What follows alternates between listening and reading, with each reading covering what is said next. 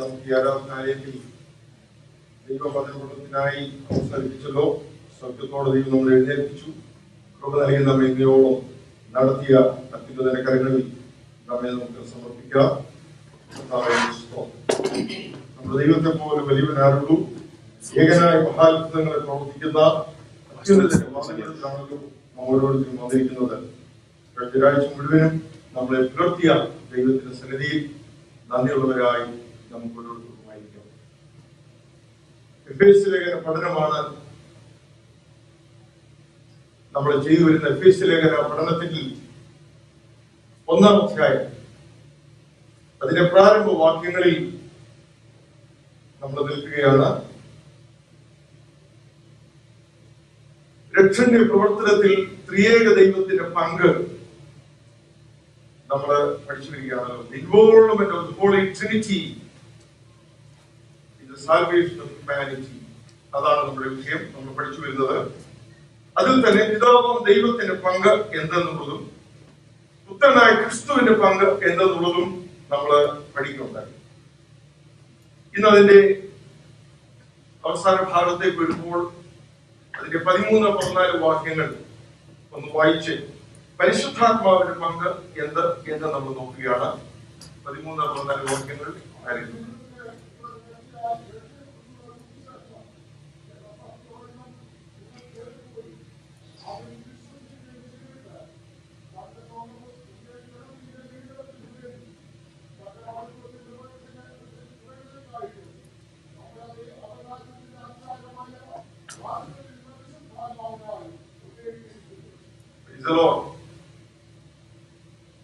പിതാവും പുത്രനും പരിശുദ്ധാത്മാവാകുന്ന ത്രിയേക ദൈവം ഇടപെടുന്ന നിത്യമായ പ്രവൃത്തിയിൽ നാം ഓരോരുത്തരും പെട്ടിരിക്കുകയാണ്. അതുകൊണ്ട് തന്നെ നാം അനുഭവിക്കുന്ന രക്ഷ അത് യാദൃച്ഛികമല്ല.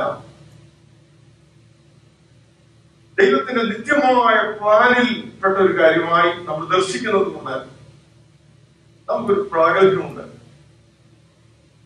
രക്ഷയുടെ സന്തോഷം അനുഭവിപ്പാൻ നമുക്ക് ഇടയായിത്തീരും.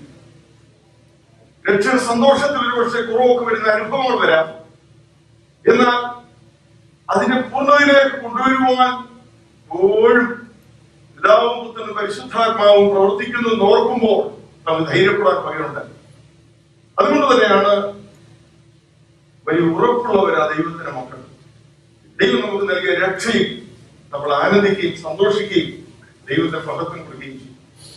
ഇതിന്റെ 13-ാമത്തെ വാക്യം, അവനിൽ നിങ്ങൾക്കും നിങ്ങളുടെ രക്ഷയെ കുറിച്ചുള്ള സുവിശേഷം എന്ന സത്യവചനം നിങ്ങൾ കേൾക്കുകയും അവനെ വിശ്വസിക്കുകയും ചെയ്തിട്ട് തന്റെ സ്വന്തം ജനത്തിന്റെ വീണ്ടെടുപ്പിന് വേണ്ടി തന്റെ മഹത്വത്തിന്റെ പുകഴ്ചയ്ക്കായിട്ട് നമ്മുടെ അവകാശത്തിന്റെ അച്ചാരമായ വാഗ്ദത്തത്തിന് പരിശുദ്ധാത്മാവിനാൽ മുദ്രയിട്ടിരിക്കുന്നു. അതിനെ കുറിച്ചാണ് പറഞ്ഞിരിക്കുന്നത്. ദൈവജനത്തെ കുറിച്ചാണ് പറഞ്ഞിരിക്കുക. രക്ഷയുടെ അനുഭവത്തിലേക്ക് വന്ന രക്ഷാനിർണയം പ്രാപിച്ച ദൈവമക്കൾക്ക് എക്കാലവും ഓർക്കാൻ കഴിയുന്ന ശ്രേഷ്ഠമേറിയ ഒരു അനുഭവമായിട്ടാണ് ഇതിനെ കാണുന്നത്. Verse 13 and 14 is very important. And you also were included in Christ when you heard the word of truth, the gospel of your salvation. Having believed, you were marked in him with a seal, the promised Holy Spirit, who is a deposit guaranteeing our inheritance until the redemption of those who are God's possession to the praise of his glory. മനോഹരമായ പദപ്രയോഗങ്ങളാണ് അവിടെ രേഖപ്പെടുത്തിയിരിക്കുന്നത്. ഇതൊരു മനോഹരമായ ഒരു ഹിമ്മായിട്ട് വേണം, മനോഹരമായ പാട്ട് തന്നെയാണ്. ദൈവസന്നിധിയിൽ അർപ്പിക്കുന്ന മനോഹരമായ കീർത്തനമായിട്ട് വേണം. ഇതിന് 3 മുതൽ 14 വാക്യങ്ങൾ ഞാൻ ഓർപ്പിക്കട്ടെ. ഗ്രീക്കിൽ ഇതിന്റെ മൂലഭാഷയിൽ ഒറിജിനൽ ടെക്സ്റ്റിൽ 3 മുതൽ 14 വാക്യങ്ങളിൽ ഒരു ഫുൾ സ്റ്റോപ്പോ കോമായോ ഒന്നുമില്ല. അതിനർത്ഥം എന്താണ്? പിതാവും പുത്രനും പരിശുദ്ധാത്മാവുമാകുന്ന ത്രിയേക ദൈവത്തിന്റെ സന്നിധിയിൽ നിൽക്കുന്ന അപ്പോസ്തലൻ അർപ്പിക്കുന്ന ഒരു സ്തോത്രഗീതം. അതിനെന്തില്ല, ഒരു കോമായും പുസ്തകവുമില്ലാതെ നിരർഗളം ഒഴുകിക്കൊണ്ടിരിക്കുകയാണ്. എന്ത്? ദൈവത്തിന് അർപ്പിക്കുന്ന സ്തുതിഗീതത്തിന് ഒരു ഇടതടവില്ല, അതിന് സ്റ്റോപ്പ് ചെയ്യാൻ കഴിയാത്ത നിലയിൽ അതങ്ങ് ഒഴുകുകയാണെന്ന് അർത്ഥം. ദൈവസന്നിധി വരുന്ന ദൈവമക്കൾ ദൈവത്തിന് അർപ്പിക്കുന്ന സ്തുതിയും സ്തോത്രവും ഒക്കെ അതിന്റെ കൊച്ചു മാതൃകയിൽ കേട്ടോ.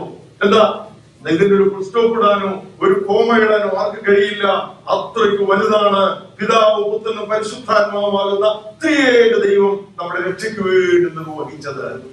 ദൈവം നമ്മുടെ രക്ഷണ പ്രവർത്തനത്തിൽ എത്രയധികം ഇൻവോൾവ് ആണെന്നുള്ളത് ഓർത്താൽ നമുക്ക് നിശബ്ദരായിരിക്കാൻ കഴിയത്തില്ലെന്നായി പറഞ്ഞതിന്റെ അർത്ഥം. അതിനർത്ഥം എന്താ?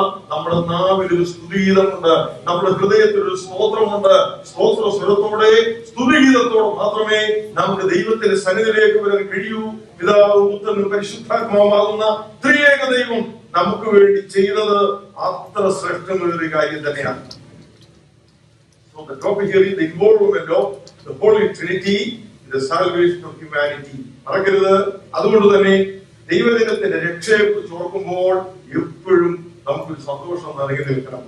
രക്ഷ അവിടെ വായിക്കുന്ന പദപ്രയോഗത്തിൽ അങ്ങനെ തന്നെയാണ്. അവരിൽ നിങ്ങൾക്കും, പദം കണ്ടോ, നിങ്ങളുടെ രക്ഷയെ കുറിച്ചുള്ള സുവിശേഷമെന്ന സത്യവചനം നിങ്ങൾ കേൾക്കുകയും അവനിൽ വിശ്വസിക്കുകയും ചെയ്തിട്ട്, അപ്പൊ ദൈവത്തിന്റെ വചനം പ്രസംഗിക്കപ്പെടുക, അത് കേൾക്കുക, അത് വിശ്വസിക്കുക, അത് വീണ്ടെടുപ്പായി തീരുക, രക്ഷയായി പരിണമിക്കുക. എത്ര കാര്യങ്ങൾ അവിടെ പറഞ്ഞിട്ടുണ്ട്. ഇതൊക്കെ ഓർക്കുമ്പോഴാണ് ദൈവജനം മുന്നോട്ട് പോകുന്ന നമ്മുടെ വിശ്വാസ ജീവിതത്തിലെ ആ പ്രോസസ് നിത്യതയ്ക്ക് വേണ്ടി ദൈവം നമ്മളെ ഒരുക്കുമ്പോൾ, ദൈവം നമ്മെ കടത്തിവിടുന്ന ആ പ്രോസസ് ഒന്ന് ഓർക്കുമ്പോഴാണ് ഇതിൽ നമുക്ക് വലിയ പങ്കൊന്നുമില്ലെങ്കിൽ ഇതിൽ ഏറ്റവും വലിയ പങ്ക് ത്രിയേക ദൈവത്തിനാണ്. നമുക്കുള്ള പങ്കെന്താ? വിശ്വസിക്കാൻ. നിങ്ങൾ വിശ്വസിക്കുകയും അങ്ങനെ പറഞ്ഞിരിക്കുന്നല്ലേ. എന്നാൽ നമ്മെക്കാൾ കൂടുതൽ പങ്ക് ദൈവത്തിനാണ്. Divine initiative. നമ്മുടെ രക്ഷയെ കുറിച്ച് പഠിക്കുമ്പോൾ നമ്മൾ അങ്ങനെ വേണം ചിന്തിക്കുവാൻ. എന്താണ് പരിശുദ്ധാത്മാവിന്റെ പങ്ക് എന്ന് പഠിക്കുമ്പോൾ ഈ വാക്യത്തിൽ 13-14 വാക്യങ്ങളെ ആസ്പദമാക്കി ചില കാര്യങ്ങൾ ഞാൻ ഓർപ്പിക്കാം. എന്താണ് പരിശുദ്ധാത്മാവിന്റെ പങ്ക്? 3 കാര്യങ്ങൾ. ഒന്ന്, നോട്ട് ചെയ്യുന്നവർക്ക് വേണ്ടി ഞാൻ പതുക്കെ പറയാം.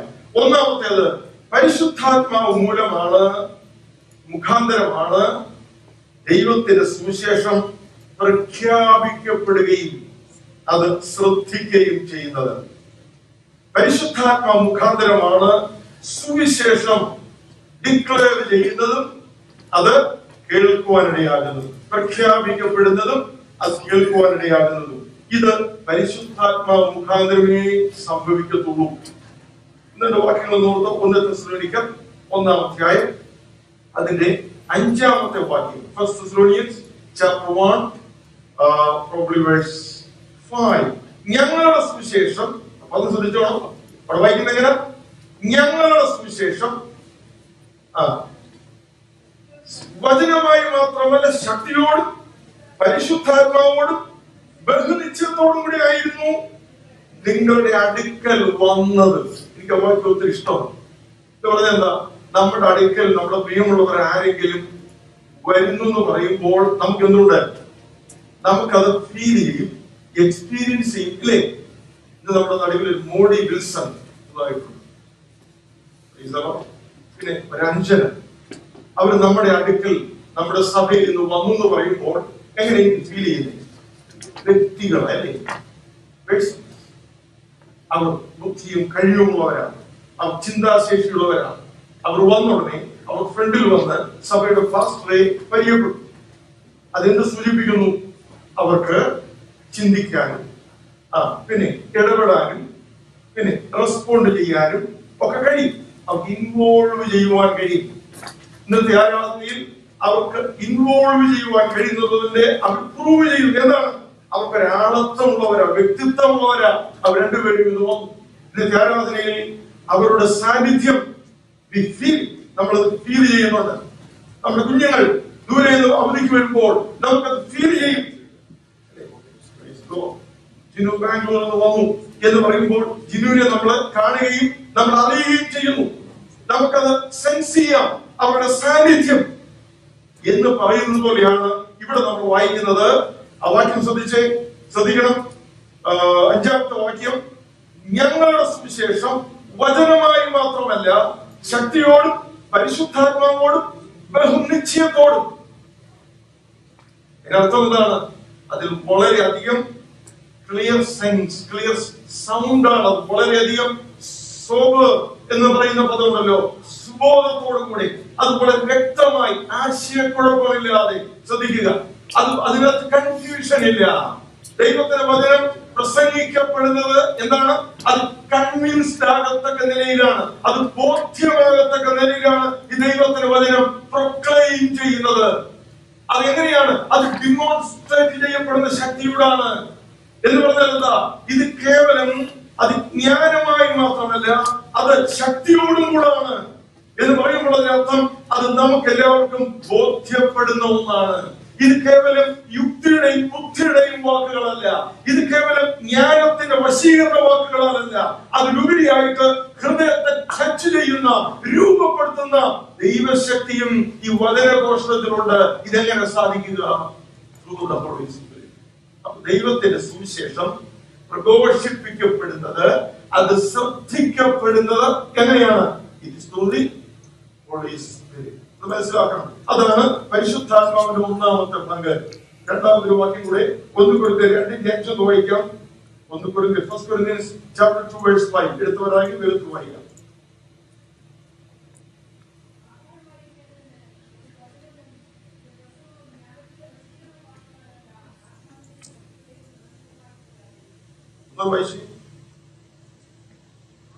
അതിന് പുറകിലത്തെ വാക്കുകൾ ചേർത്ത് വായിക്കാം. നിങ്ങളുടെ വിശ്വാസത്തിന് മനുഷ്യന്റെ ജ്ഞാനമല്ല, ദൈവത്തിന്റെ ശക്തി തന്നെ ആധാരമായിരിക്കും. ഇതിനു വേണ്ടി വിശ്വാസമാണ് അവിടെ ലഭിച്ചത്. അപ്പൊ പ്രത്യേകം ശ്രദ്ധിക്കുക, വളരെ പ്രധാനപ്പെട്ട കാര്യം, ആത്മപ്രചോദിതമായി ദൈവത്തിന്റെ വചനം, സുവിശേഷം പ്രസംഗിക്കപ്പെടണം. ഏതെങ്കിലും ഒരു ഫിലോസഫി ഷെയർ ചെയ്യുന്നത് പോലെ അല്ല ഇത് പ്രഘോഷിക്കപ്പെടേണ്ടത്. മറിച്ച് ദൈവത്തിന്റെ ആത്മാവിന്റെ ഒരു പ്രചോദനം, inspiration of the holy spirit ഇതിന് പിന്നിലുണ്ട്. ഇതുകൊണ്ടാണ് നാം ഓരോരുത്തരും ഡെവലപ്പ് ചെയ്തൊരു ചിന്തയുണ്ട്. എന്താണ്? Declaration of the gospel can be done only by anointing of the Holy Spirit. ദൈവത്തിന്റെ പരിശുദ്ധാത്മാവിന്റെ ഒരു അനോയിന്റിങ് വചനഘോഷണത്തിൽ ഉണ്ടാകണം. ദൈവത്തിന്റെ ആത്മാവിന്റെ ഒരു ഇടപെടലിൽ ദൈവത്തിന്റെ വചനം ശ്രദ്ധിക്കാൻ കാരണമായി തീരും. അല്ലേ? അപ്പൊ ദൈവസ്ഥലിൽ വന്നിരിക്കുമ്പോൾ പല ആൾക്കാര് ഹൃദയത്തിന്റെ ഉള്ളിൽ ഒരു ട്രാൻസ്ഫോർമേഷൻ ഉണ്ടാകുവാൻ കാരണഭൂതനായത് തന്നെയാണ് ദൈവത്തിന്റെ പരിശുദ്ധാത്മാവ് തന്നെയാണ് എന്ന് നമുക്ക് കാണാൻ കഴിയും. ഇത് കേവലം ജ്ഞാനത്തിന്റെ വശീകരണ വാക്കുകളല്ല, ഇത് സിസ്റ്റമാറ്റിക് ആയിട്ടൊരു പ്രസന്റേഷൻ മാത്രമല്ല. അതുണ്ട്, ഡെഫിനറ്റ് ആയിട്ടുമുണ്ട്. അത് മാത്രമല്ല, അതിലുപരിയായിട്ട് പരിശുദ്ധാത്മാവിന്റെ ഒരു ഇടപെടൽ നിശ്ചയമായും ഉണ്ടാകും. നിശ്ചയമായിട്ടും ഉണ്ടാകും. ക്യാമ്പസ് ക്രൂസൈഡിൽ കാലങ്ങളായി പ്രവർത്തിക്കുന്ന അനുഗ്രഹീതനായ നമ്മുടെ ഈ ആരാധനയിൽ പങ്കെടുക്കുന്നുണ്ട്. അവർക്ക് ഫിലിമുമായിട്ടൊക്കെ, ജീസസ് ഫിലിമൊക്കെ ഡേകളിൽ ഒക്കെ കാണിക്കുകയും സുവിശേഷം പ്രഘോഷിപ്പിക്കപ്പെട്ടവരാണ് ഞാൻ മനസ്സിലാക്കുന്നത്. ഡയറക്ടറായിട്ട് ഡിപ്പാർട്ട്മെന്റിൽ വളരെ കാലം പ്രവർത്തിച്ചു. അവർക്കൊക്കെ കൂടുതൽ അറിയാം. ഒരു പ്രാവശ്യം പോലും യേശുവിനെ നാം കേട്ടിട്ടില്ലാത്ത ആളുകളുടെ മുമ്പിൽ ജീസസ് ഫിലിം കാണിച്ച് അവർ 5 മിനിറ്റോ 10 മിനിറ്റോ ഷെയർ ചെയ്ത് കഴിയുമ്പോൾ എന്തുകൊണ്ടാണ് ആളുകൾ ധാരാളം കരമുയർത്തി യേശുവിനെ രക്ഷിതാവായി സ്വീകരിക്കുന്നത്? അത് കേവലം ജ്ഞാനത്തിന്റെ വശീകരണ വാക്കുകളല്ല, മറിച്ച് ദൈവത്തിന്റെ പരിശുദ്ധാത്മാവ് കാണുകയും കേൾക്കുകയും ചെയ്യുന്ന ഹൃദയങ്ങളോട് വ്യക്തമായി ഇടപെട്ടുകൊണ്ടിരിക്കുന്നു. അങ്ങനെയാണ് രക്ഷയിലേക്ക് ആളുകൾ വരുന്നത്. അത് ദൈവത്തിന്റെ പരിശുദ്ധാത്മാവിന്റെ ഇടപെടൽ, involvement of the Holy Spirit in the proclamation of the gospel and hearing the gospel. ഇതാണ് ഒന്നാമത്തെ കാര്യം. രണ്ടാമത്തേത് വിശ്വാസം ഉൽപ്പാദിപ്പിക്കുന്നത് പരിശുദ്ധാത്മാവിനാലാണ്. Faith is produced by the Holy Spirit. ഒരുവൻ കേട്ടു, നല്ലത് തന്നെ, പിന്നെയും കേൾക്കാം എന്ന് പറഞ്ഞു പോകുന്നവരില്ലേ? ഉണ്ടല്ലോ. കൊള്ളാം, നല്ലതായിരിക്കും എന്ന് പറഞ്ഞു പോകുന്നവരുണ്ട്. പക്ഷെ ഒരു കാര്യമായിരുന്നു ഇല്ല. പേര് നമ്മൾ കണ്ടതുണ്ടല്ലേ, നിങ്ങളുടെ പ്രസംഗം കൊള്ളാം എന്ന് പറഞ്ഞ് പോകുന്നവരുണ്ട്, ഇനിയും വരാം എന്നൊക്കെ പറഞ്ഞു പോകുന്നവരുണ്ട്. എന്നാൽ ഒരു കേൾവിയിൽ തന്നെ ചില ആളുകൾ ഇമ്മീഡിയറ്റ് ആയിട്ട് റെസ്പോണ്ട് ചെയ്യുന്നു. ഇതെങ്ങനെ സാധിക്കുന്നു? പ്രസംഗം അത്ര വലിയ വാക്ചാതുര്യമുള്ള ആളൊന്നും ആയിരുന്നില്ല. വളരെ ലളിതമായി സുവിശേഷം പ്രഘോഷിച്ചു. ദൈവത്തിന്റെ ആത്മാവ് അങ്ങോട്ട് ഇടപെട്ടു. ആ വ്യക്തിയുടെ ഉള്ളത്തിൽ പാപബോധമുണ്ടായി. ആ വ്യക്തി ഹൃദയം അങ്ങ് തുറന്നു. ഹൃദയത്തിനുള്ളിലെ പാപമെല്ലാം ഉരുണ്ടുപോയി. യേശുവിന് ഹൃദയം കൊടുത്തു. യേശുവിനെ രക്ഷിതാവും കർത്താവുമായി സ്വീകരിക്കുന്ന ധാരാളം ആളുകളെ നാം കാണുവാൻ കേൾക്കുവാൻ കഴിഞ്ഞിട്ടുണ്ട് അല്ലേ? മുൻകാലങ്ങളിലൊക്കെ നമ്മുടെ കൺവെൻഷൻ പ്രസംഗങ്ങളിലൊക്കെ അവസാനം ഓൾട്ടർ റെക്കോർഡ് എന്നൊരു കാര്യം ഉണ്ടായിരുന്നു. ചെറുകളിലൊക്കെ ഉണ്ട് ഓൾട്ടർ റെക്കോർഡ് കൊടുക്കുക. ഒക്കെ നമ്മൾ ശ്രദ്ധിച്ചിട്ടുണ്ടല്ലോ. ഓൾട്ടർ റെക്കോർഡ് കൊടുത്തു കഴിയുമ്പോൾ അതേ വലിയ വലിയ ആളുകൾ അത് മുൻപിൽ കടന്നു വരുന്നത് ശ്രദ്ധിച്ചിട്ടുണ്ടോ? എന്താ അതിന് കാരണം? Simple gospel was proclaimed. പക്ഷേ പരിശുദ്ധാത്മാവ് അനേക ഉള്ളവരോട് ഇടപെട്ട് കഴിക്കുമ്പോൾ അവർ വചന കേൾവിയിലേക്ക് മാത്രമല്ല വിശ്വാസത്തിലേക്കും അവർ നയിക്കപ്പെട്ടു. So faith is generated through the Holy Spirit. പരിശുദ്ധാത്മാവിന്റെ സഹായം കൂടാതെ ആർക്കും യേശുവിനെ കർത്താവ് എന്ന് പറയുവാൻ കഴിയില്ല. 1 കൊരിന്ത്യർ 12-ാം അധ്യായം 3-ാമത്തെ വാക്യം ഒരാൾ വായിക്കാം. മറ്റൊരാൾ റോമാലേഖനം 10-ാം അധ്യായം 14-ാം വാക്യവും വളരെ വേഗത്തിൽ വായിക്കാം. ആദ്യമായി 1 Corinthians chapter 12 verse 3.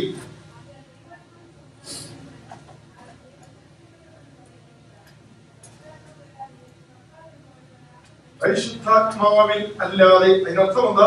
പരിശുദ്ധാത്മാവിന്റെ ഇടപെടൽ കൂടാതെ, പരിശുദ്ധാത്മാവിന്റെ സഹായം കൂടാതെ, ഹോളി സ്പിരിറ്റ് ഇൻവോൾവ്മെന്റ് ഇല്ലാതെ ഒരുവനും യേശുവിന്റെ ലോർഡ്ഷിപ്പ് അംഗീകരിക്കാൻ കഴിയില്ല. അതുകൊണ്ടാണ് രക്ഷയിലേക്ക് നയിക്കപ്പെടുന്നത്, വിശ്വാസത്തിലേക്ക് നയിക്കപ്പെടുന്നതിന് പ്രചോദനമാണ് ദൈവത്തിന്റെ ആത്മാവ്. അടുത്ത വാക്യം റോമൻസ് 10:14.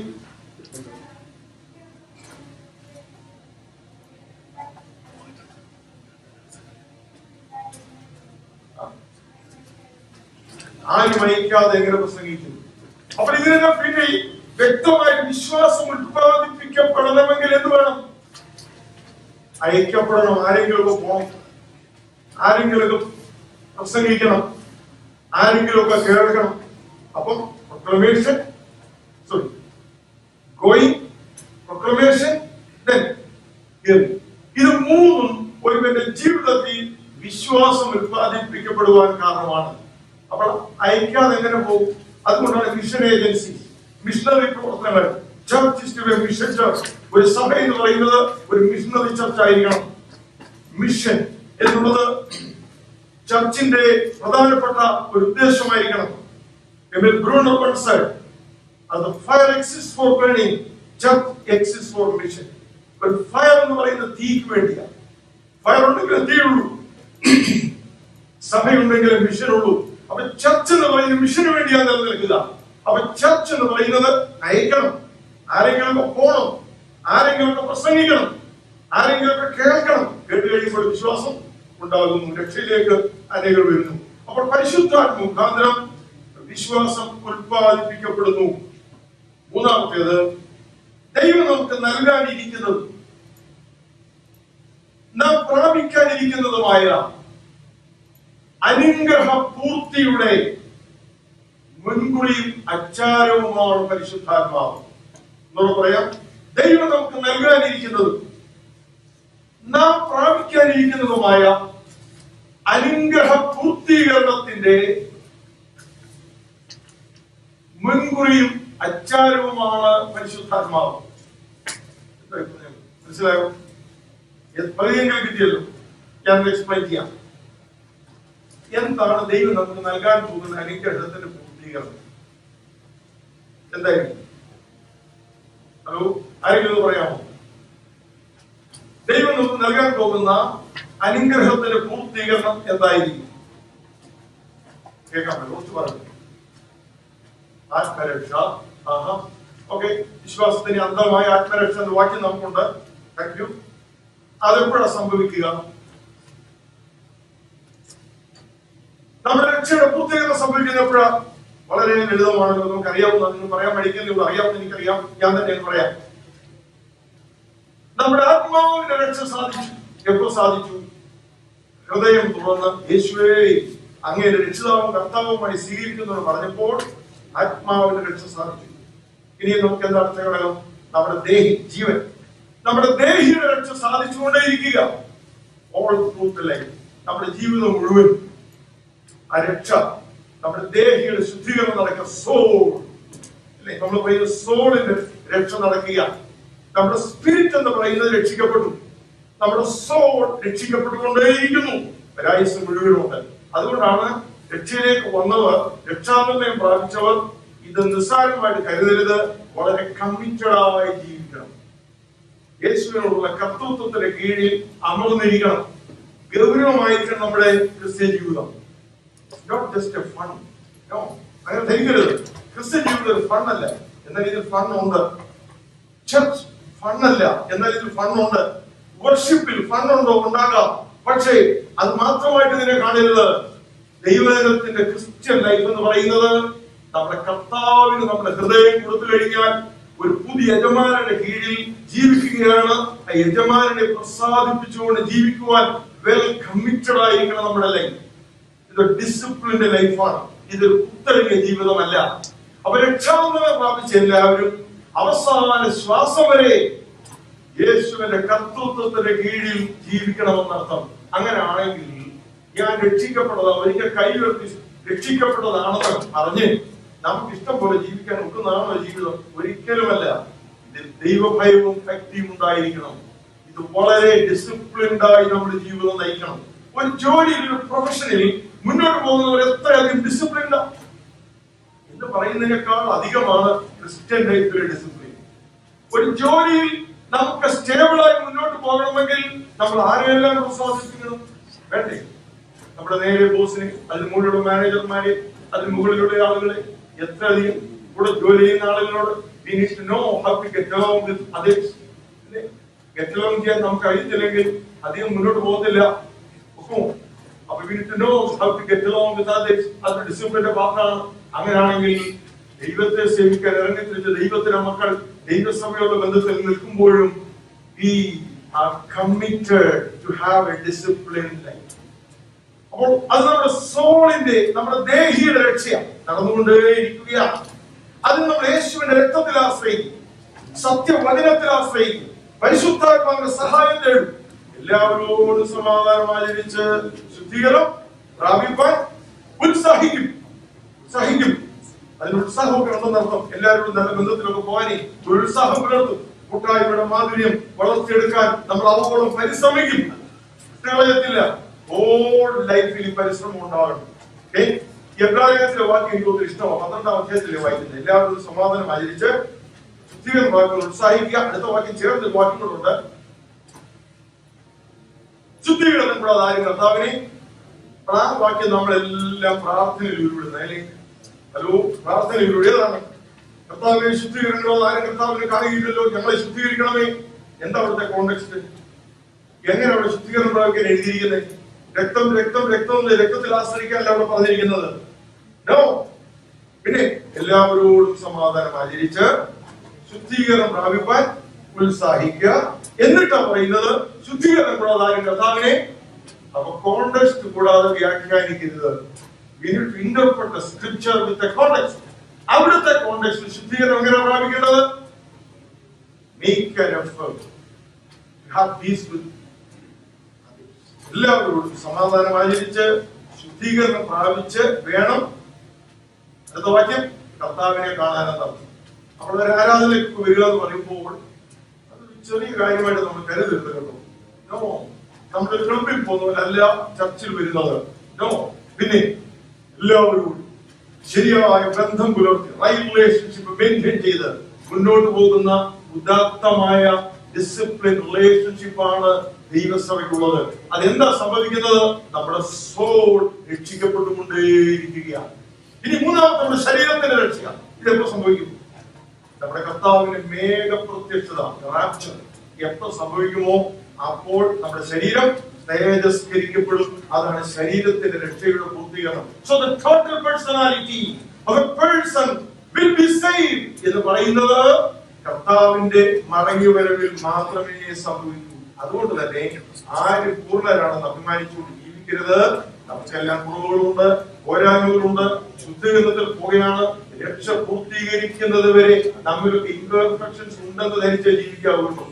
അതുകൊണ്ട് അതിനെ ആലോചിച്ചുകൊണ്ട് ദാറ്റ്സ് ഓക്കെ ഓക്കെ എന്ന് പറഞ്ഞ് എല്ലാവർക്കും ഉള്ളതാണെന്ന് പറഞ്ഞ് ജീവിക്കാൻ എല്ലാവരോടും നല്ല കൂട്ടായ്മ അതിനുള്ള പരിശ്രമം. ഓക്കെ, അപ്പോൾ ദേഹിയുടെ രക്ഷ നടക്കും. ഓൾ ത്രൂ ദ ലൈഫ് സംഭവിക്കണം. മൂന്നാമത്തേത് ശരീരത്തിന്റെ വീണ്ടെടുപ്പ്. അല്ലേ? ഞാൻ ഭാഗം പറയുമ്പോൾ ഓർക്കാറുണ്ട്, ഈ ശരീരത്തിന്റെ വീണ്ടെടുപ്പ് എന്ന് പറയുന്നത് അത് കർത്താവിന് വരികളേ നടക്കും. നമ്മൾ ഈ റോമാലേഖനം 1-ാം അധ്യായം പഠിക്കുമ്പോൾ നമ്മൾ വ്യക്തമായി നമുക്കത് മനസ്സിലാവും. ഒന്നുകൂടെ ചേർത്ത് ഞാൻ പറയാം. ആത്മാവിന്റെ രക്ഷ എന്നുള്ളത് സാധിപ്പിച്ചു. ആത്മാവിന്റെ രക്ഷ സാധിപ്പിച്ചു. ഈ ഒരുവൻ പാപത്തിലാകുമ്പോൾ എന്താ സംഭവിക്കുക? നമ്മുടെ ആത്മാവ് സാത്താൻ കൈവശമാക്കുക, അല്ലേ? നിശ്ചയമായിട്ട് ആത്മാവ് കൈവശമാക്കി കഴിഞ്ഞാൽ നമ്മുടെ ദേഹവും കൈവശമാക്കും. റോമാലേഖനം 1-ാം അധ്യായം 18 മുതൽ 32 വാക്യങ്ങൾ നമ്മൾ പഠിക്കുമ്പോൾ അതിൽ ഒരു മനുഷ്യന്റെ സമ്പൂർണ്ണ ആളത്വം, ആ ഡാർക്ക് പിക്ചർ നമുക്ക് അവിടെ കാണാം. 1, 2, 3 അധ്യായങ്ങൾ മനുഷ്യ ജീവിതത്തിന്റെ എക്സ്റേ, ഒരു മനുഷ്യൻ എത്രമാത്രം കൊള്ളരുതാത്തവനായി തീർന്നു, പാപത്തിന്റെ ശക്തിയാൽ ഒരുവൻ എത്രമാത്രം നശിച്ചു എന്ന് പ്രൂവ് ചെയ്യുന്നതാണ് റോമൻസ് 1, 2 and 3. ഞാൻ അതിലേക്ക് ഇപ്പോൾ പോകുന്നില്ല, മടങ്ങി വരാം. ഈ ശരീരത്തിന്റെ വീണ്ടെടുപ്പ് എന്ന് പറയുന്നത് എത്ര വലുതാണ് നമുക്ക് തിരിച്ചറിയാൻ കഴിയുന്നത്. കുറച്ചുകൂടി വിശദീകരിക്കണം ആഗ്രഹമുണ്ടെങ്കിലും ഞാൻ ഇപ്പോൾ അതിലേക്ക് പോകുന്നില്ല, നമുക്ക് മടങ്ങി വരാം. അപ്പൊ ശരീരത്തിന്റെ വീണ്ടെടുപ്പ് സാധിക്കുന്നത് എപ്പോഴാണ്? കർത്താവിന്റെ മടങ്ങി വരില്ല. അപ്പോൾ അതാണ് ഒരു നിലയെ പറഞ്ഞത്. അതോടുകൂടെ നമ്മുടെ രക്ഷയുടെ പൂർത്തീകരണം, ആത്മാവിന്റെ അന്ധമായ ആത്മരക്ഷ, അല്ലേ? അന്ധമായ ആത്മരക്ഷ, വിശ്വാസത്തിന്റെ അന്ധമായ ആത്മരക്ഷ എന്ന് പറയുന്നത് ശരീരത്തിന്റെ വീണ്ടെടുപ്പോടെ സാധിക്കും. അത് കർത്താവിന്റെ വരവ് വരെ. അതുവരെ നമ്മള് ഭയഭക്തിയോട് ദൈവത്തെ സേവിക്കണം. ഇനി ഞാൻ നേരത്തെ ഓർപ്പിച്ച കാര്യമുണ്ട്.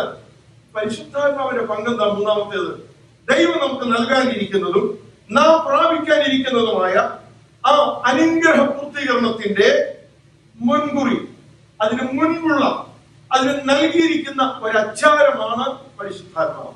എന്താ ഈ പദത്തിന്റെ അർത്ഥം? നമ്മളൊന്ന് തിരിച്ചറിയണം. ഈ അച്ചാരം എന്ന പദത്തിന്റെ അർത്ഥം എന്താ? നമ്മൾ ഈ എന്തെങ്കിലുമൊക്കെ കൊടുക്കൽ വാങ്ങൽ, നാട്ടിലൊക്കെ വസ്തു വാങ്ങിയിട്ടുള്ള പ്രായത്തിൽ മുതിർന്നവർ, ഇടപെട്ടിട്ടുള്ളവരുണ്ടെങ്കിൽ അറിയാമല്ലോ. എന്താ ചെയ്യുക? ഓക്കെ, ഒരു 10 ലക്ഷം രൂപയുടെ ഒരു സ്ഥലം വാങ്ങാനാണെങ്കിൽ ആദ്യം എന്ത് കൊടുക്കും? ഒരു അഡ്വാൻസ് കൊടുക്കും, അല്ലേ? ഒരു അഡ്വാൻസ് കൊടുത്തു കഴിഞ്ഞാൽ ആർക്ക് എന്താണ്? ഒരു ഉറപ്പുണ്ട്. എന്താണ്? ബാക്കി തുകയുടെ നിശ്ചയമായിട്ടും ഈ വ്യക്തി തരും. അതിന്റെ ഉറപ്പാണ് ഈ അഡ്വാൻസ് എന്ന് പറയുന്നത്, അച്ചാരം എന്ന് മലയാളത്തിൽ പറയുക. എന്ന് പറയുന്നത് പോലെയാണ് ദൈവത്തിന്റെ പരിശുദ്ധാത്മാവിനെ ദൈവം നമുക്ക് നൽകിയെന്ന് പറയുമ്പോൾ അതിനർത്ഥം എന്താണ്? It's an advance blessing. Advance ആയിട്ട് തന്നിരിക്കുകയാണ് ദൈവത്തിന്റെ ആത്മാവിനെ. അഡ്വാൻസ് ആയി പ്രാപിച്ച അച്ചാരമായി തന്നു കഴിഞ്ഞാൽ നമുക്ക് ഉറപ്പുള്ളതാണ്, അത് പ്രാപിക്കുന്നവർ ഓർത്തോണം എന്താണ്? പൂർണ്ണത വരാൻ പോകുന്നുണ്ട്, അനുഗ്രഹത്തിന്റെ പൂർത്തീകരണം നമുക്ക് ലഭിക്കുമെന്നുള്ളതിന്റെ ഒരു ഉറപ്പൂടാണ് ഒരു അഡ്വാൻസ് ബ്ലെസ്സിംഗ് ആയിട്ട് ദൈവത്തിന്റെ ആത്മാവിനെ നമുക്ക് നൽകിയിരിക്കുക. അപ്പോൾ ഓർക്കുക, ദൈവത്തിന്റെ ആത്മാവ് നമ്മുടെ മേൽ പകരപ്പെട്ടു എന്ന് പറഞ്ഞാൽ അതിന്റെ അർത്ഥം നമുക്ക് ഉറപ്പാണ് അനുഗ്രഹത്തിന്റെ പൂർത്തീകരണം. അതിനർത്ഥം എന്താണ്? ശരീരത്തിന് വീണ്ടെടുപ്പ് സാധിപ്പിക്കുമെന്നുള്ളതിന്റെ ഒരു അഡ്വാൻസ് ബ്ലെസ്സിംഗോടാണ് ദൈവത്തിന്റെ ആത്മാവ്. ദൈവം ചെയ്യേണ്ട എല്ലാ പ്രവൃത്തിയും ദൈവം ചെയ്തുകൊണ്ടായിരിക്കും. ദൈവത്തിന്റെ ഇടപെടൽ നമ്മുടെ രക്ഷയുള്ള ബന്ധത്തിൽ ആവശ്യമായിരിക്കുന്നത് എല്ലാം ദൈവം ചെയ്യുന്നുണ്ട്. So the holy Spirit is a foretaste. അങ്ങനെ ഒരു റെഫറൻസ് 2 Corinthians chapter 2 നമ്മൾ വായിക്കുന്നുണ്ട്. പരിശുദ്ധാത്മാവ് നമുക്ക് എന്താണ്? ഒരു ഫോർടേസ്റ്റ് ഓഫ് ഹിസ് ഗ്ലോറി. ദൈവത്തിന്റെ തേജസ്സിന്റെ പൂർത്തീകരണം സംഭവിക്കുന്നതിന് മുമ്പുള്ള ഒരു ഫോർടേസ്റ്റ്, ആദ്യദാനമാണ് എന്ത്? ഈ ദൈവത്തിന്റെ ആത്മാവ് എന്ന് പറയുന്നത്. പരിശുദ്ധാത്മാവിനെ അച്ചാരമായി നമുക്ക് നൽകി. ഒന്നുകൂടെ ഞാൻ പറയാം, അങ്ങനെയാണെങ്കിൽ നമ്മുടെ ജീവിതത്തിൽ അനുഗ്രഹ പൂർത്തീകരണം ദൈവമക്കളാൽ നമ്മുടെ ജീവിതത്തിൽ എന്ത് തന്നെയാണ്? നല്ല ഉയർപ്പ് നമുക്കുണ്ടാകും. എബ്രായ ലേഖനം പഠിക്കുമ്പോൾ ബെറ്റർ റിസർച്ച് എന്നൊരു പ്രയോഗം, അല്ലേ? ഏറ്റവും നല്ലതൊന്ന് എന്ന പ്രയോഗം ദൈവത്തെ സംബന്ധിച്ചിടത്തോളം നമുക്ക് ഏറ്റവും നല്ലതൊന്ന് ദൈവം മുൻകരുതിയിരുന്നത് എന്ത് തന്നെയാണ്? ദൈവജനത്തിന്റെ ലഭിക്കാൻ പോകുന്ന ഉയർത്തെഴുന്നേൽപ്പിന്റെ അനുഭവം തന്നെയാണ്. ദൈവം തന്റെ പുത്രന് വേണ്ടി അത് കരുതിയിരുന്നു. റോമ ഗവൺമെന്റ് മുദ്ര വെച്ചു, പടയാളികൾ കാവലിൽ നിന്നു, കള്ളക്കഥകളൊക്കെ പ്രചരിപ്പിച്ചു, അത് ജാതീയ ശക്തികൾ ഒരുമിച്ച് കൂടി, എല്ലാം തീർന്നു, കഥ കഴിഞ്ഞുവെന്ന് അവരെല്ലാം വിധി എഴുതി. എന്നാൽ പിതാവ് ദൈവം തന്റെ പുത്രന് വേണ്ടി ഏറ്റവും നല്ലത് മുൻകരുതി. എന്താണ് മുൻകരുതിയത്? ഉയർത്തെഴുന്നേൽപ്പ് എന്നുള്ളത് തന്നെയായിരുന്നു. 3-ാം നാൾ കല്ലറയെ ഭേദിച്ച് ദൈവത്തിന്റെ പുത്രനായ യേശു ഉയർത്തെഴുന്നേറ്റതുപോലെ ഇന്ന് രോഗങ്ങളിൽ കൂടി കടന്നു പോകുന്ന മാറാ രോഗമെന്ന് ഡോക്ടർമാർ പറയുന്ന ശരീരത്തെ ദ്രവിപ്പിക്കുന്ന രോഗമോ എന്തുമായിക്കൊള്ളട്ടെ, അവയവങ്ങളെ ക്ഷീണിപ്പിക്കുന്നതാകട്ടെ, ഇനിയുമുള്ള ഉദാഹരണമില്ലെന്ന് മെഡിക്കൽ സയൻസ് വിധിയെഴുതട്ടെ, ദൈവജനത്തെ ഒരുപക്ഷെ ക്രൂരമായി കൊല ചെയ്യട്ടെ, തീയിലേക്ക് വലിച്ചെറിഞ്ഞാലോ അതുപോലെ തന്നെ സമുദ്രത്തിലേക്ക് വലിച്ചെറിഞ്ഞാലോ, ജീവിതത്തിൽ എത്രയും ക്രൂരമായ പീഡനത്തിൽ കൂടെ ജനം കടന്നുപോയാലും അവർക്ക് ഒരു ഉറപ്പുണ്ട്. എന്താണ് ഉറപ്പ്? ദൈവം ഏറ്റവും നല്ലതൊന്ന് തന്റെ മകന് വേണ്ടി മകൾക്ക് വേണ്ടി കരുതിയിട്ടുണ്ട്. എന്താണ് കരുതിയിട്ടുള്ളത്? തന്റെ വിശുദ്ധന്മാരുടെ പുനരുത്ഥാനം, റിസറക്ഷൻ, ബെറ്റർ റിസറക്ഷൻ. പ്രിയരെ, ദൈവം കരുതിയിട്ടുള്ളത്. ഇന്ന് മിഡിൽ ഈസ്റ്റിലൊക്കെ ജനം കടന്നു പോകുന്ന പീഡനങ്ങൾ, ജനങ്ങൾ ക്രിസ്ത്യാനികൾ കടന്നു പോകുന്ന പ്രശ്നങ്ങൾ എത്ര വലുതാണ്. പ്രിയരെ, നമ്മൾ ഓർക്കണം, നമ്മൾ ഇന്നൊരു കംഫർട്ട് സോണിൽ ഇവിടെ ആയിരിക്കുമ്പോഴും അതിഭീകരമായ അതേ നിലയിൽ ക്രൈസ്തവർ ഇന്ന് പലയിടങ്ങളിലായിട്ടുണ്ട്. എന്നാൽ അവിടെയും 8, 10, 12 വയസ്സുള്ള ആളുകൾ യേശുവിനെ തള്ളിപ്പറയാതെ ഇന്നും യേശുവിനെ നാമത്തെ ഉയർത്തി അവർ മരണം വരിക്കുമ്പോൾ അവർ ഉറപ്പുണ്ട്, ദൈവം എനിക്ക് വേണ്ടി ഒരുക്കിയിരിക്കുന്നു. ഇതുപോലെ നമ്മുടെ കരമെടുത്ത് കർത്താവിന് മഹത്വം കൊടുക്കാം. നല്ലൊരു ഉയർപ്പ് ദൈവം തന്റെ ജനത്തിന് വേണ്ടി ഒരുക്കിയിട്ടുണ്ട്. അപ്പൊ ദൈവം തന്റെ സഭയ്ക്ക് ഒരുക്കുന്ന അനുഗ്രഹ പൂർത്തീകരണം നമുക്കുള്ള ഉറപ്പ് എന്താണ്? ഗ്യാരണ്ടി. എന്താണ് ഗ്യാരണ്ടി? ദൈവം നമ്മുടെ മേൽ പകർന്ന പരിശുദ്ധാത്മാവ്, അല്ലേ? അതൊരു അഡ്വാൻസ് ബ്ലെസ്സിംഗ് ആയി, എ ഫോർടേസ്റ്റ് ഓഫ് ദി ഗ്ലോറി എന്ന് നമ്മൾ അതിനെ കാണണം. ദി വേർഡ് അരബോൺ ഇൻ ഗ്രീക്ക്, അരബോൺ എന്നുള്ള പദത്തിന്റെ അർത്ഥം അത് തന്നെയാണ് എന്ന് നമുക്ക് തിരിച്ചറിയാൻ കഴിയണം. ദൈവം നമുക്കായിട്ട് ഒരുക്കുന്ന പരിശുദ്ധാത്മാവ് എന്ന അച്ചാരമായി നമുക്ക് അതിനെ നൽകിയിരിക്കുന്നു. വേഗത്തിൽ ഞാൻ മുന്നോട്ട് പോകട്ടെ. അപ്പോൾ പരിശുദ്ധാത്മാവിന്റെ പങ്ക് വളരെ വ്യക്തമായി നമുക്കിവിടെ കാണാൻ കഴിയുന്നു. ആ പദപ്രയോഗം കൊണ്ട് നമ്മളെ മനസ്സിലാക്കി തരുന്നു. ഇനി പരിശുദ്ധാത്മാവിനെ നമുക്ക് നൽകിയിരിക്കുമ്പോൾ അത് അച്ചാരമാണ്, ഇറ്റ്സ് ആൻ അഡ്വാൻസ് ബ്ലെസ്സിംഗ്. പിന്നെ ഇതൊരു മുദ്രയാണ്. പരിശുദ്ധാത്മാവ് എന്താണ്?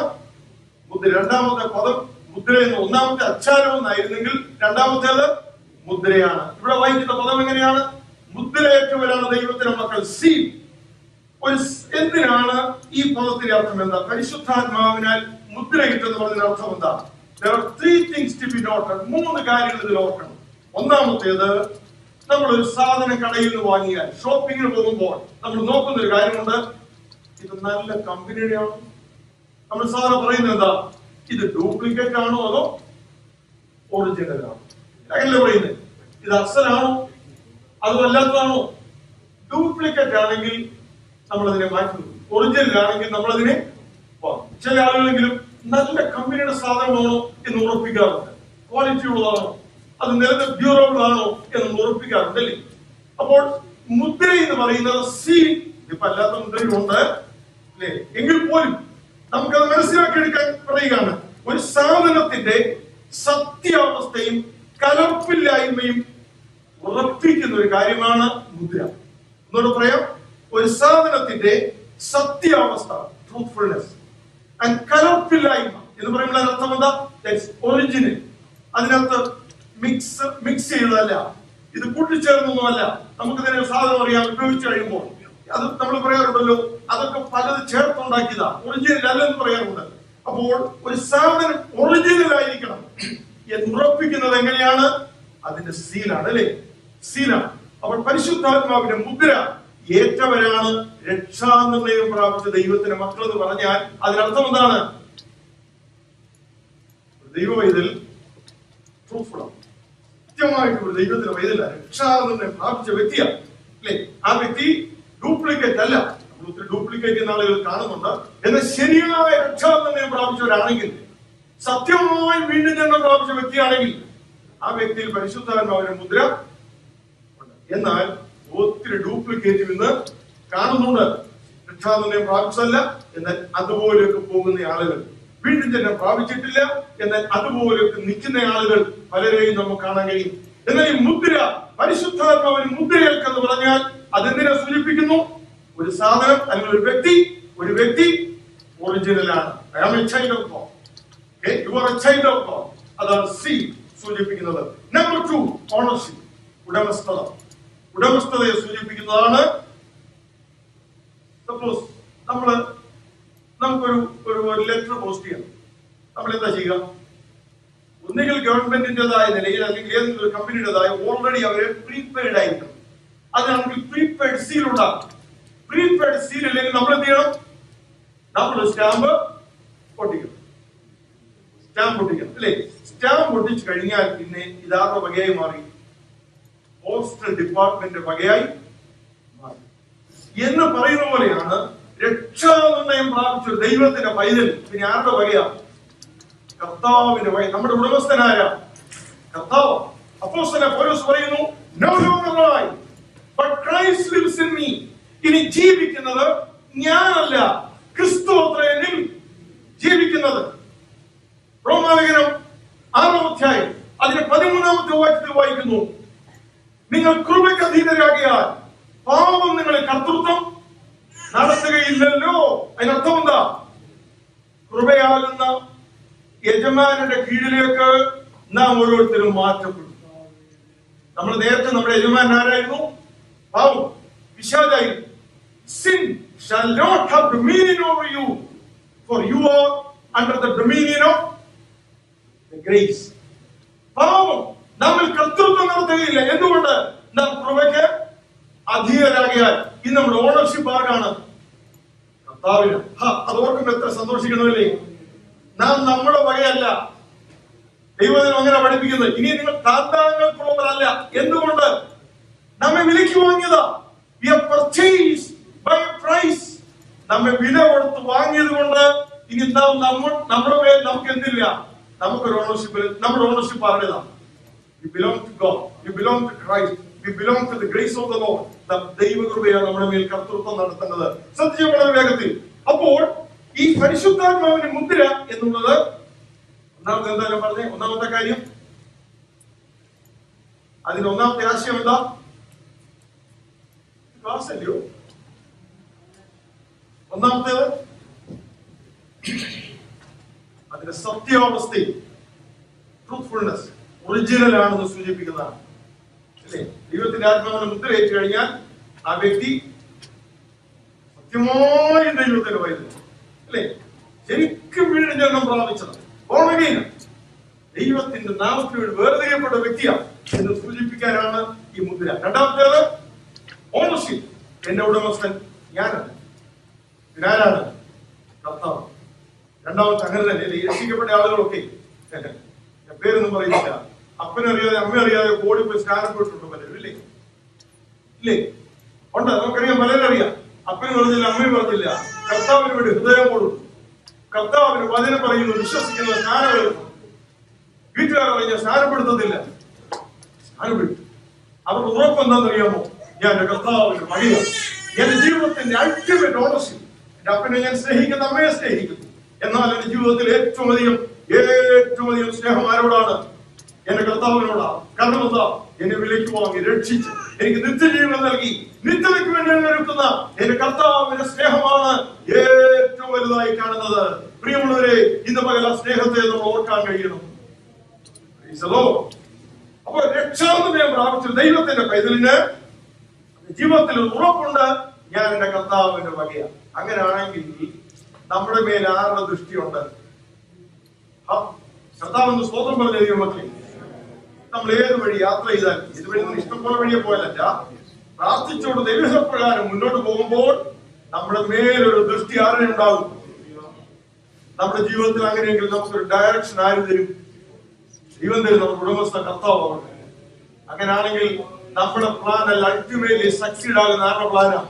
കർത്താവിന്റെ പ്ലാനാണ് നമ്മുടെ ജീവിതത്തിൽ സക്സീഡ് ചെയ്യുന്നത്. ഇതേപോലെ നമ്മൾ ഓർക്കണം, നമ്മൾ ക്ഷീണിച്ചു പോകരുത്, നമ്മൾ തളരണ്ട. നമ്മുടെ ഉടമസ്ഥ നമ്മുടെ കർത്താവ് തന്നെയാണ്. ആ ഉടമസ്ഥതയിൽ എന്തൊക്കെയുണ്ട്? ദേഹം, ദേഹി, നമ്മുടെ ടോട്ടൽ പേഴ്സണാലിറ്റി. ഇതിന്റെ മീതെ ഉടമസ്ഥത നമ്മുടെ കർത്താവിനുണ്ട്. വേഗത്തിൽ മൂന്നാമത്തെ ഒരു കാര്യം കൂടെ. ഒരു സാധനം, ഞാൻ ഒന്നാമത്തെ കാര്യം ഉറപ്പിക്കുകയാണ്. മുദ്രയേറ്റെന്ന് പറയുന്ന അർത്ഥം എന്താണ്? ഒന്ന്, ഞാൻ ഒറിജിനൽ, ഞാൻ എന്റെ കർത്താവിന്റെ പൈതലാണ്, വീണ്ടും ജന്മം പ്രാപിച്ച. രണ്ടാമത്തെ എന്താണ്? ഉടമസ്ഥത, ഞാൻ എന്റെ കർത്താവിന്റെ വകയാണ്. മൂന്നാമത്തേത് ഭദ്രത, ഒരു അഷുറൻസ്. സുരക്ഷിതത്വം, ഒരു ഉറപ്പ്. ഞാൻ അങ്ങനെ പറയാം, ഒരു ഉറപ്പ് ആർക്കുണ്ട്? നമുക്കുണ്ട്. എന്തുകൊണ്ട് ഉറപ്പ്? ദൈവമാണ് നമ്മളെ സൂക്ഷിക്കുന്നത്. മനസ്സിലായോ? ദൈവമാണ് നമ്മളെ ഒരു സുരക്ഷിതത്വം, ഒരു security. The word is very often misinterpreted or misunderstood. എങ്കിലും ഞാൻ പദം വീണ്ടും പറയാം, ദൈവജനത്തിന് ഒരു സുരക്ഷിതത്വം, ദൈവജനത്തിന് രക്ഷയ്ക്ക് ഒരു സുരക്ഷിതത്വം ഉണ്ടെന്ന് ദൈവത്തിന് വചനം നമ്മെ പഠിപ്പിക്കുന്നുണ്ട്. അതുകൊണ്ട് നമ്മൾ ഇഷ്ടം പോലെ ജീവിച്ചു പോകാനല്ല, ദൈവം കാത്തോളെന്ന് പറയാനല്ല, മറിച്ച് ദൈവം നമുക്ക് ഒരുക്കുന്ന രക്ഷ എന്നുള്ളത് ദൈവം പ്ലാൻ ചെയ്ത് അങ്ങനെ തന്നെയാണ്. ആ ദൈവം വിശ്വസ്തനാണ്. യൂദായുടെ ലേഖനത്തിൽ ഒരു വാക്യം എനിക്ക് ഇഷ്ടം, ആശീർവാദമായി പലപ്പോഴും ഞാനത് പറയാറുണ്ട്. അവസാനത്തെ വാക്യം എന്താ? വീഴാതെ കൊണ്ട് നമ്മെ സൂക്ഷിച്ച് തന്റെ മഹിമാസന്നിധിയിൽ കളങ്കമില്ലാത്തവരായി ആനന്ദത്തോടെ നിർത്തുവാൻ. അപ്പൊ നമ്മുടെ ദൈവം ആരാ? എത്രത്തോളം നമ്മളെ കാക്കുമെന്നാ പറഞ്ഞിരിക്കുന്നത്? അവസാനത്തോടെ നമ്മളെ സൂക്ഷിപ്പാൻ നമ്മുടെ ദൈവം ശക്തൻ. അപ്പൊ ദൈവം നമുക്ക് കൊടുക്കുന്ന രക്ഷ എന്ന് പറയുന്നത് അത് 5 കൊല്ലത്തേക്ക് 10 കൊല്ലത്തേക്ക് നല്ല പ്രിയമുള്ളവരെ, അതുകൊണ്ട് വിശ്വസിക്കുന്നത് ദൈവം ഒരുക്കുന്ന രക്ഷയുടെ പ്ലാൻ നിത്യമായ ഒരു പ്ലാനാണ്. നിത്യരക്ഷ ദൈവം നമുക്ക് ഒരുക്കുന്നത്. It's not temporary. അത് നമ്മുടെ പ്രവൃത്തിയുടെ അടിസ്ഥാനമല്ല, നമ്മുടെ മെറിറ്റ് അല്ല. അതിലുപരിയായി ദൈവം തരുന്ന ഈ ദാനം, ഈ രക്ഷ, അത് നിത്യമായ രക്ഷ തന്നെയാണ്. നമുക്കൊരു ഉത്തരവാദിത്വം ഉണ്ടെങ്കിലും അതിനപ്പുറത്തൊരു ഉത്തരവാദിത്വം ആർക്ക് തന്നെയുണ്ടെന്ന് വിശ്വസിക്കണം. അൾട്ടിമേറ്റ് ആയി ഒരു ദൈവത്തിന്റെ പൈതലിന്റെ രക്ഷയുടെ പൂർത്തീകരണം ദൈവം തന്നെയാണ് വരുത്തി തരുന്നത്. നമ്മൾ എത്ര പ്രയത്നിച്ചാലും, നമ്മൾ എത്ര ബുദ്ധിയുള്ളവരാണെങ്കിലും, എത്രയധികം പ്രവർത്തിച്ചാലും നമ്മുടെ രക്ഷയുടെ പൂർത്തീകരണം നമ്മെ കൊണ്ട് സാധിക്കില്ല. കുറവുകളും അപൂർണതയും പോരായ്മയും ഒക്കെ നമ്മുടെ ജീവിതത്തിലുണ്ട്. Let us trust in the grace of the Lord. ദൈവത്തിന്റെ കൃപയിൽ നമ്മൾ ആശ്രയിക്കുക. ഹല്ലേലൂയ. നമ്മൾ ചിലപ്പോൾ അഭിമാനിക്കും, ഞാൻ വളരെ ക്ലിയറാണ്, എന്റെ ഭാഗത്ത് തെറ്റുമില്ല, എല്ലാം പൂർണ്ണമാണ്. പ്രിയമുള്ളവരെ, നമ്മൾ നോക്കിയാൽ കാണാത്തത് മറ്റുള്ളവർ നോക്കുമ്പോൾ കാണുമെന്ന് ഓർക്കണം. നമുക്ക് റെക്കഗ്നൈസ് ചെയ്യാൻ കഴിയാത്ത കുറവുകൾ മറ്റുള്ളവർ ദൃഷ്ടിയിൽപ്പെടും. അതുകൊണ്ട് ഞാൻ പറയുന്നു, ആരും പൂർണ്ണരല്ല, ആർക്കും പൂർണ്ണരാകാൻ കഴിയില്ല. അതുകൊണ്ട് എങ്ങനെയും ജീവിക്കാനല്ല മറക്കരുത്. എന്നാൽ അപൂർണതയിലേക്ക് നമ്മെ നടത്തുന്ന ദൈവം എന്നും ജീവിക്കുന്നു. എന്തുകൊണ്ട്? നമ്മള് കർത്താവിന്റെ മഹാപൗരോഹിത്യത്തിൽ ആശ്രയിക്കണം. പിതാവിന്റെ വലതുഭാഗത്ത് പുത്രനായ ക്രിസ്തു നല്ല മഹാപുരോഹിതനായി ഉള്ളതുകൊണ്ട് ആ മഹാപൗരോഹിത്യത്തിൽ ആശ്രയിക്കുന്ന ഒരു ദൈവത്തിന്റെ പൈതലിന് മാത്രമേ മുന്നോട്ട് പോകാൻ കഴിയത്തുള്ളൂ. നമ്മുടെ രക്ഷയുടെ പൂർത്തീകരണം നമ്മുടെ ദൈവം സാധിപ്പിച്ചു തരും. ഹല്ലേലൂയ. അതുകൊണ്ട് അലക്ഷ്യമായി ജീവിക്കുവാൻ ആരെയും ദൈവം ആഗ്രഹിക്കുന്നില്ല. വീണ്ടും ഞാൻ ഓർപ്പിക്കട്ടെ, പരിശുദ്ധാത്മാവിന്റെ മുദ്രയുള്ള ഒരു ദൈവത്തിന്റെ പൈതൽ 3 കാര്യങ്ങൾ ഓർക്കണം. അവൻ ജീവിതത്തിൽ ഓർക്കണം, ഞാൻ കലർപ്പില്ലാത്തവനായി, ഒറിജിനലായി, ഒരു ഡ്യൂപ്ലിക്കേറ്റ് പെന്തക്കോസ്തുകാരനായി ജീവിക്കാനല്ല, ഒരു ഡ്യൂപ്ലിക്കേറ്റ് ക്രിസ്ത്യനായി ജീവിക്കാനല്ല, ഒരു ഒറിജിനൽ ക്രിസ്ത്യനായി ജീവിക്കുവാൻ ദൈവമക്കൾ കമ്മിറ്റഡ് ആയിരിക്കണം. രണ്ടാമത്തേത്, എന്റെ ഓണർ എന്റെ കർത്താവാണ് എന്ന് ചിന്തയുണ്ടാകണം. മൂന്നാമത്തേത്, എനിക്ക് ഒരു ഭദ്രതയുണ്ട്, എന്നെ കാക്കുന്നവൻ എന്റെ ദൈവം തന്നെയാണ്, എന്നെ പരിപാലിക്കുന്നവൻ. 23 സംഘത്തിൽ ഓർത്തെ കൂലികൾ താഴ്വിൽ കൂടെ നടന്നാലും എന്തുകൊണ്ട് അങ്ങനെ പറയാൻ കാരണം, എന്റെ മുമ്പിൽ നല്ല ഇടയനുണ്ട്, യഹോവയുടെ ഇടയനാകും. ആ നല്ല ഇടയൻ നമ്മുടെ മുമ്പിലുണ്ടെങ്കിൽ, നാം നല്ല ഇടയനെ അനുഗമിക്കുന്നവരാണെങ്കിൽ അവരുടെ ജീവിതത്തിൽ ഒരു ഉറപ്പുണ്ട്. എന്താണ് ഉറപ്പ്? എന്നെ കാക്കുവാൻ ശത്രുവിന്റെ കയ്യിൽ അവനെ ഏൽപ്പിക്കയില്ല, ചെന്നായുടെ കയ്യിൽ ദൈവം നമ്മളെ ഏൽപ്പിക്കയില്ല. ദൈവമക്കൾ എപ്പോഴും സുരക്ഷിതരായിരിക്കും.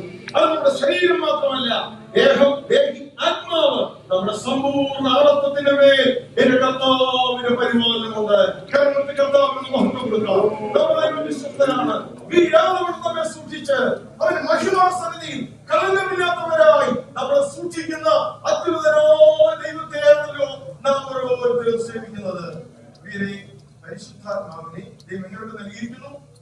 ഒന്ന്, അച്ചാരമായി. എന്താണത്? അഡ്വാൻസ് ബ്ലെസ്സിംഗ് ആണ്. അഡ്വാൻസ് കിട്ടിക്കഴിഞ്ഞാൽ നമുക്ക് ഉറപ്പുണ്ട്, വലിയ തുക പുറകെ വരും, അല്ലേ? Big amount is coming on the way എന്ന് പറയുന്നത് പോലെ നമ്മുടെ ശരീരത്തിന് വീണ്ടെടുപ്പാകുന്ന നമ്മുടെ രക്ഷയുടെ പൂർത്തീകരണം സംഭവിക്കും. നമ്മുടെ രക്ഷ പൂർത്തീകരിക്കപ്പെടും. അതിന്റെ ഉറപ്പാണ് പരിശുദ്ധാത്മാവിന്റെ മുദ്ര. പരിശുദ്ധാത്മാവെന്ന അച്ചാരം. പരിശുദ്ധാത്മാവിന്റെ അച്ചാരം പ്രാപിച്ച ദൈവത്തിന്റെ മക്കൾക്ക് ഒരു അഷ്വറൻസ് ഉണ്ട്. Greater blessing is yet to come.